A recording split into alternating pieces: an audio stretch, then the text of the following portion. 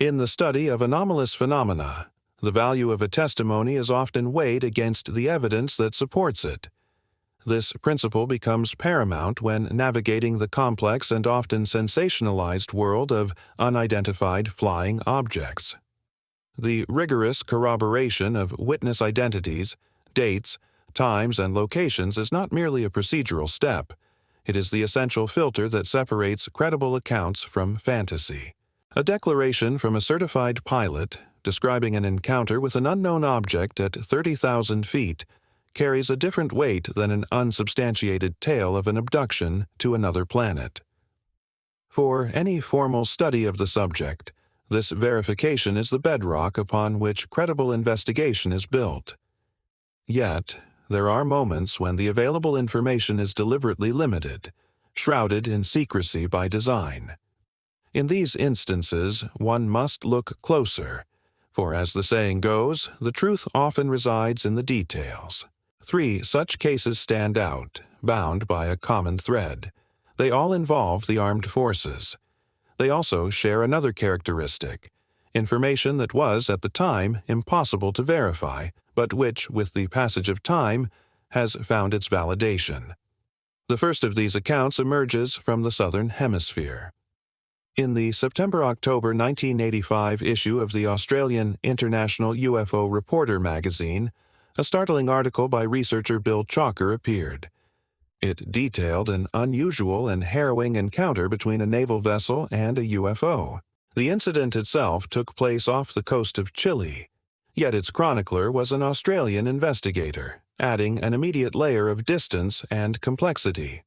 The report was an exercise in obfuscation. It explicitly stated that the witness's identity would remain secret, as would the name of the ship and the precise location of the event. Even the date and place of the interview were withheld. All that was offered was the raw testimony, stripped of its verifiable context. The magazine's editor, in a prefatory note, acknowledged the dilemma, stating that while they were publishing the account, they possessed no means of corroborating it. It was a singular report, from a solitary witness, with no further support. To the casual observer, this account might seem indistinguishable from urban legend, a modern myth passed through whispers. But several factors suggested a deeper reality. The first was the reputation of Bill Chalker himself. Far from being a purveyor of sensationalism, Chalker was a respected figure in the field. He served as the Australian representative for the Mutual UFO Network, MUFON, and had earned significant prestige through numerous serious publications. His credibility was further cemented by his role in a 1982 commission that gained authorized access to the Royal Australian Air Force's confidential files on the UFO phenomenon. This was not a charlatan, but a meticulous industrial engineer by trade, a man of science and process. Such an individual would be unlikely to stake his reputation on a story that was transparently false. This inherent credibility of the source is the first crucial detail. The narrative presented by Chalker begins aboard a warship of the Chilean Navy, identified only as a destroyer. A destroyer is a specific class of vessel, fast, agile, heavily armed, and designed for intercepting enemy ships and submarines. According to the anonymous witness, the ship had departed from the naval base at Talcahuano on or around October 24, 1969. Its destination was the port of Valparaiso, a routine coastal journey northward. The vessel was at sea because it had just undergone significant repairs in dry dock, a specialized facility where a ship can be serviced out of the water. The journey was expected to take a single night. As darkness fell, the destroyer maintained a steady course, cruising at approximately 20 knots. The sea was calm, the watch was routine, and nothing hinted at the extraordinary events to come. At approximately 12:45 in the morning, the calm was shattered. The onboard radar operator reported a contact. In naval terminology, a contact is any solid object detected by radar. This particular contact was located to the west, at a staggering distance of 640 kilometers, While distant, any contact is noted. But before the bridge crew could fully process the information, the situation escalated dramatically. Less than a minute later, the radar operator, his voice laced with nervous tension, issued a new report to the commander on the bridge. The object, previously 640 kilometers away, was now at a range of 240 kilometers. A stunned silence descended upon the bridge. The implication was absurd, a violation of known physics. For an object to cover 400 kilometers in under a minute, it would have to be traveling at a velocity exceeding 20,000 kilometers per hour. The immediate assumption was a catastrophic equipment malfunction. As the operator frantically worked the controls, attempting to diagnose the anomaly, the unthinkable happened again. Just one more minute elapsed. The operator removed his hands from the console and, with a chilling seriousness, announced that the object was now just 15 kilometers away and closing fast. There was no more time for debate or diagnosis. As the commander ascended to the bridge, a new, even more alarming report came in. The primary object had divided. There was now one large craft and 5 smaller ones, all approaching the destroyer. In moments, they would be visible to the naked eye. The crew on the bridge rushed to vantage points, peering into the blackness. And then they saw it. The primary object was immense, its scale nearly matching that of the destroyer itself. It was shaped, bizarrely, like a shoebox, emitting a brilliant, pulsating light that shifted between white and yellow. The 5 smaller objects, ovoid in shape, moved with incredible speed, executing a wide, elliptical orbit around the naval vessel as if conducting a methodical, distant examination. On board, a sense of dread began to mount. The massive object continued its direct approach. Then, when it was only a few hundred meters from the ship, the world ended. In an instant, the destroyer died. Every system was extinguished. The lights, communications, radar, navigation, even the compasses, all went dark and silent. The ship, once a powerful instrument of war, was now a lifeless hulk, adrift and helpless in the Pacific. The witness, who had moved to the wing of the bridge, could see the enormous craft directly overhead. It emitted a peculiar, low-frequency hum that vibrated through the very structure of the ship. On its underside, a pattern of reddish lights rotated slowly. The object passed over them, serene and unhurried, continuing its path. The 5 smaller spheres then broke their orbit, rejoined the main body, and together they vanished into the night. Seconds later, just as suddenly as it had died, the ship roared back to life. Power surged through its systems, lights flickered on, and the engines were once again operational. The crew, shaken, continued their voyage. The commander remained outwardly stoic, but the atmosphere on the bridge was thick with unspoken fear.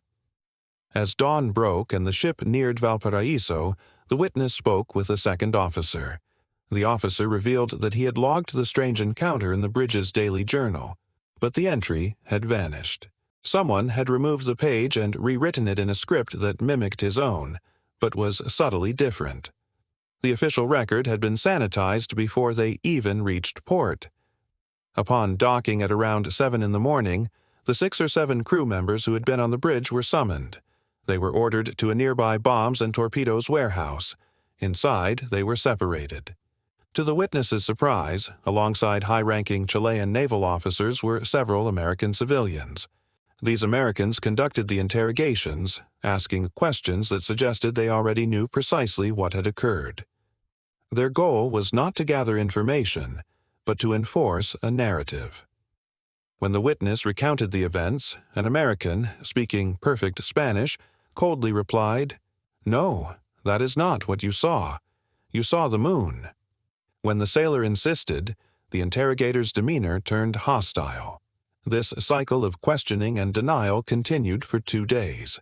The witness was deprived of sleep, given minimal food and water, and subjected to relentless psychological pressure. The message was clear. You saw nothing. After the ordeal, he was released without charge, but with the implicit threat that silence was his only guarantee of safety. Within 2 weeks, he was transferred. Every other witness from the bridge that night was also reassigned to different locations, their collective experience shattered and scattered by the chain of command. For years, this story remained an unverified, albeit compelling, account, but the details provided a path to truth. The political climate of Chile in 1973, 4 years after the incident, saw a military coup overthrow the government. In such an environment of strict military control, it is entirely plausible that a witness to a major UFO event would be silenced. Furthermore, historical shipping records unearthed decades later confirmed a crucial fact not public in 1985. The Chilean Navy destroyer APD-26 Serrano, a modified Buckley-class vessel, had indeed been in dry dock in Talcahuano in October 1969 and had subsequently sailed for Valparaiso. A single, verifiable detail, hidden for years, lent profound credibility to the entire fantastic tale. A second case transports us to the heart of the Atlantic, aboard one of the most powerful warships ever built. The primary witness, James Michael Koff, served on the aircraft carrier USS John F. Kennedy. His account, detailed in Timothy Good's book Need to Know, and in an interview with the Center for the Study of Extraterrestrial Intelligence, describes an event that took place between June and July of 1971. The USS John F. Kennedy, a veritable floating city with a crew of 5,000, was conducting operational readiness exercises, or OREs. These maneuvers were designed to keep the crew in a state of peak combat readiness and were taking place in a notorious patch of ocean, the Bermuda Triangle. Koff's station was not on the windswept flight deck, but deep within the ship's metallic heart, in the communications center just below it. His job was to manage the teletype machines, which received coded radio messages and printed them onto paper. It was a meticulous, vital role, ensuring the constant flow of information to the ship's command. The room was a closed environment, shared with 6 or 7 other specialists. On the evening of the incident, flight operations had concluded. The 18-hour shifts on deck were over, and the vast majority of the 5,000-man crew were below decks. The flight deck, usually a scene of controlled chaos, was now a desolate expanse of steel under the night sky. Inside the comms center, Koff was monitoring his bank of 8 teletype machines, 4 primary and 4 redundant backups, when they all began to fail simultaneously. Instead of coherent text, the machines sputtered out gibberish and symbols, their mechanical chatter turning into a discordant noise. A call to maintenance proved fruitless. They reported a ship-wide communications failure. At that moment, a voice erupted from an internal intercom speaker, a hardwired system unaffected by the radio blackout. It was a panicked shout from a lookout on the bridge. "There's something flying over the ship." It was followed by a second hysterical voice screaming, "It's God! Oh my God, it's the end of the world!" Then silence. The transmission was cut. Spurred by the terrifying broadcast, Koff and his colleagues left their station, navigating the labyrinthine corridors of the carrier to reach a catwalk, a narrow walkway on the edge of the flight deck. There, suspended between the dark sky and the black water, they looked up. Hanging silently above the colossal warship was an enormous, luminous sphere. It pulsed with a soft internal light, shifting in color from a warm yellow to a deep orange. Its size was difficult to gauge, but it was clearly massive, perhaps hundreds of meters in diameter. Their awe was cut short by the piercing shriek of the ship's alarm for general quarters, the call to battle stations. An officer appeared, ordering them back to their posts. As they returned to the useless communications center, the entire ship mobilized for an attack from an unknown enemy. The 2 fighter jets, always kept on high alert on the deck, were ordered to scramble, but the pilots would later report that their engines refused to start. For approximately 1 hour, the ship was on high alert, blind, deaf, and defenseless under the silent gaze of the object. Then, as mysteriously as it arrived, the sphere departed, and the ship's systems returned to normal. In the aftermath, Koff learned from colleagues the true extent of the failure. A radar technician confirmed that every radar screen on the ship had gone completely green, utterly useless. A sailor from the bridge recounted how the compasses had spun wildly and all navigational instruments had failed. The ship had been rendered a blind, mute giant. As the carrier steamed towards port in Norfolk, the captain's voice came over the ship's address system. He announced their imminent arrival and reminded the crew that any unusual incidents occurring at sea were to be considered classified and were not to be discussed. The warning was clear. Shortly after, Koff witnessed a group of men in dark, civilian suits arrive on board. They began summoning specific members of the crew, mostly those who had been on the bridge or in key observation posts, to a conference room for debriefing. Koff and his group from the comms room were never called, likely because no one in authority knew they had gone to the flight deck. The men who were interrogated were never seen on the ship again. For decades, this too was the story of a single witness. But, like the Chilean case, corroboration eventually surfaced. Koff's service records and assignment letters proved he was where he said he was, when he said he was. But the most significant validation came in 2024. A report delivered to the United States Congress concerning the withholding of information on anomalous phenomena specifically included a reference to the USS John F. Kennedy incident of 1971. The report indicated that official files on the event exist, but remain classified. The lone sailor's incredible story was, it seems, part of the official hidden history. The third encounter takes us into the sky during the height of the Cold War. On July 17, 1957, a United States Air Force RB-47H aircraft was engaged in military exercises over the Gulf of Mexico. This aircraft was not a bomber, but a highly specialized spy plane, its mission to detect and map enemy radar installations. Aboard were 6 crewmen, a pilot, co-pilot, navigator, and, in a cramped compartment with minimal windows, 3 electronic warfare officers, or EWOs. Their job was to monitor sophisticated equipment that listened for electromagnetic pulses from radar emitters. At 4 o'clock in the morning, flying at 11,000 meters, one of the EWOs detected a signal. It had the characteristics of a ground-based radar, but a quick analysis showed its source was at the same altitude as their aircraft. Assuming an equipment calibration error, he made a note and continued his work. 10 minutes later, the pilot reported a visual, a brilliant, intensely white light approaching their aircraft from the left. Believing it to be civilian air traffic, he prepared to take evasive action. But before he could maneuver, the light vanished and reappeared instantaneously on the opposite side of the plane. The impossible movement shocked the cockpit crew. The EWO then reported that his initial anomalous signal was back, and this time, all 3 monitoring stations had a lock on it. The signal was not from a known aircraft, and it was circling them. Ground control radar stations in Louisiana and Mississippi were contacted. They confirmed the RB-47 was not alone. In fact, they were tracking multiple unidentified targets shadowing the spy plane. The captain, in a bold move, decided to pursue. He banked the large aircraft and gave chase.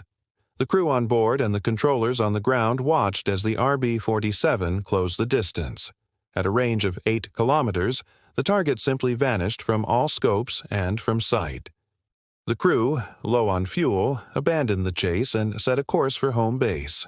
But the encounter was not over. Minutes later, the EWOs realized they were being followed again. Before they could fully react, the object shot past them and reappeared thousands of meters below, its lights performing strange, erratic maneuvers. The aircraft landed without further incident, but the event triggered a significant investigation. The inquiry confirmed that the RB-47's advanced electronic equipment was functioning perfectly. There was no other military or civilian air traffic scheduled in the area. Multiple, independent ground radar installations had tracked the same unknown objects. The case was eventually reviewed by the Condon Committee, a government-funded scientific study, which concluded that the source of the radar and visual sightings was of unknown origin. The Air Force's own Project Blue Book, however, later dismissed the entire multi-witness, multi-sensor event as a simple misidentification of a conventional aircraft. These three cases, separated by years and geography, paint a consistent and disturbing picture. From the coast of Chile to the Bermuda Triangle to the skies over the Gulf of Mexico, military forces have been met by phenomena that display technological capabilities far beyond our own. These objects demonstrate an ability to disable our most powerful warships and outmaneuver our fastest aircraft. They show a clear, persistent interest in our military operations and assets. And in each case, the encounters were followed by systematic efforts to suppress the truth, to silence witnesses, and to erase the events from the official record. The question that remains is not whether these encounters happened, but why. What is the purpose of this silent, decades-long surveillance of humanity's capacity for war?